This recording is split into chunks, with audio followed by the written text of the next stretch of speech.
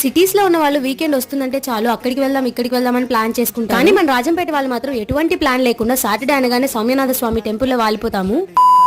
హే guys, welcome back. అందరూ ఎలా ఉన్నారు? మీరు కనుక మన ఛానల్ ఫస్ట్ టైం చూస్తున్నట్లయితే అలా లైక్ అండ్ సబ్స్క్రైబ్ చేసుకోవచ్చు కదా ప్లీజ్. అదేంటో గానీ ఈ టెంపుల్ రాజంపేటకి చాలా నియర్ బై లో ఉన్నా కూడా ఎవ్రీ వీక్ ఫ్రీక్వెంట్ గా వెళ్దాం అనుకుంటాము, అస్సలు కుదరదు. నిజానికి మనం ఎక్కువ దగ్గరలో ఉన్న ప్లేసెస్ కన్నా దూరంగా ఉన్న ప్లేసెస్ కి ఫ్రీక్వెంట్ గా విజిట్ అవుతూ ఉంటాము. ఎన్ని సెకండ్ సాటర్డే హాలిడేస్ పోయాయో ఈ టెంపుల్ కి వెళ్దాం అనేసి ఫైనల్లీ ఈ రోజుకి కుదిరింది. ఇంకా రిలేటివ్స్ అందరం కలిసామని కట్టుకొని అందరం టెంపుల్ లో వాలిపోయాము. జనరల్ గానే సాటర్డే అంటే ఈ టెంపుల్ లో చాలా ఎక్కువ క్రౌడ్ ఉంటారు. అందులో ఇప్పుడు సమ్మర్ హాలిడేస్ కాబట్టి ఇంకా ఎక్కువ జనాలు ఉన్నారు. అంతమంది క్రౌడ్ ఉన్న దర్శనం మాత్రం చాలా బాగా జరిగింది.